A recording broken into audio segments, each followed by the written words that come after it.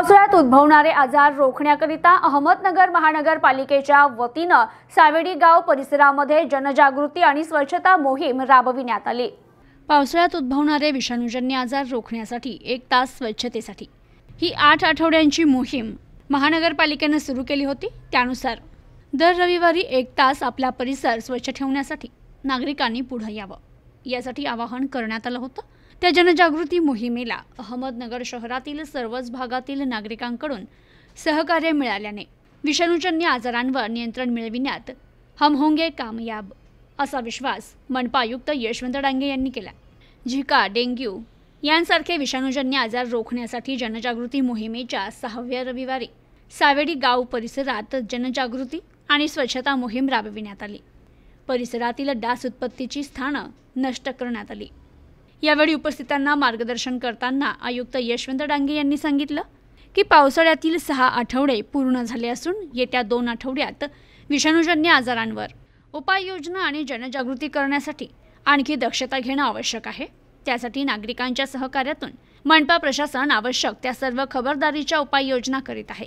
यावेळी माजी महापौर बाबासाहेब वाकळे म्हणाले, पावसाळ्यात विषाणूजन्य आजारांमुळे नागरिक त्रस्त होतात, मात्र हे विषाणूजन्य आजार डेंग्यू कशामुळे होतो याची जनजागृती मनपानं हाती घेतल्यामुळे तसेच प्रतिबंधात्मक उपाययोजना केल्यामुळे नेमक्या काय उपाययोजना करायच्या आहे हे नगरकरांना माहीत झालं।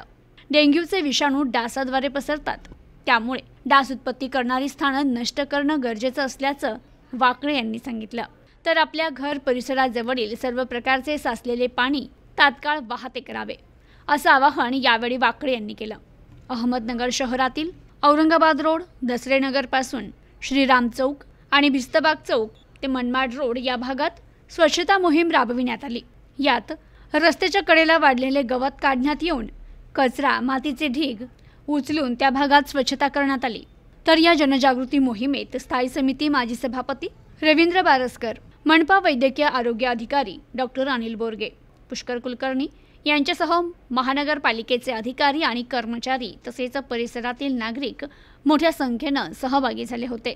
डेंग्यू मुक्त अहमदनगर अभियानाच्या आजचा जो 6वा रविवार आहे, 6वा आठवड्याचा जो प्रोग्राम आहे तो या सावेडी गावठाण या परिसरात महापालिकेमार्फत घेण्यात आलेला आहे।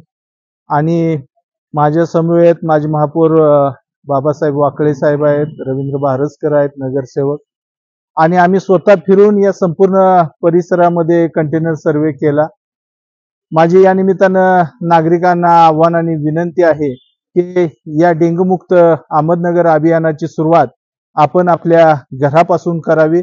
आपल्या घरातलं आडगळीचं साहित्य आहे तेही आपण तपासावं, स्वच्छ पाण्याचे साठे तपासावेत, जेणेकरून या डेंग्यूच्या डासाचा प्रादुर्भाव होणार नाही।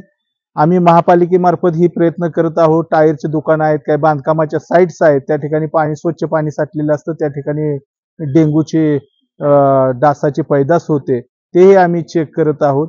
तर या सर्व महापालिकेच्या प्रयत्नाला नागरिकांच्या सहकार्याची अपेक्षा आहे आणि आपण स्वतःहून आपल्या घरापासून, आपल्या कॉलनीपासून, आपल्या परिसरापासून या डेंग्यू मुक्त अभियानाची सुरुवात करावी आणि निरोगी आणि सदृढ राहण्यासाठी आपण कटिबद्ध व्हावं अशा मी आव्हानाने विनंती करतो। धन्यवाद। आज आपण नगर शहरामध्ये डेंग्यू मुक्त अभियान चालू केलेलं आहे। आज 6वा आठवडा आहे।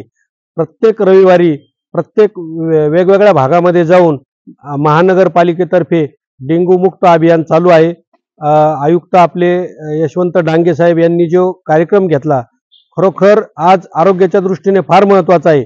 आज आपण पाहत असाल तर प्रत्येक हॉस्पिटलमध्ये डेंग्यूचे पेशंट आढळतात, तर ह्या डेंग्यू होऊ नये यासाठी जे अभियान चालू केलेलं आहे, तर नागरिकांना मी आपल्या माध्यमातून आवाहन करतो की आपण साठलेलं पाणी लगेच रिकामं करावं, कारण हे डेंग्यूचे डास जे आहेत ते चांगल्या पाण्यातच त्याची उत्पत्ती होत असते। त्यामुळं आपण जी नारळाची कवटी असेल, टायर असेल किंवा जुन्या भांड्यामध्ये पाणी साचलं असेल तर ते त्वरित मोकळं करून डेंग्यूचे डास कसे होणार नाही यासाठी सर्वांनी प्रयत्न केले तर एकदम चांगलं होईल आणि आरोग्याची काळजी घेतली पाहिजे।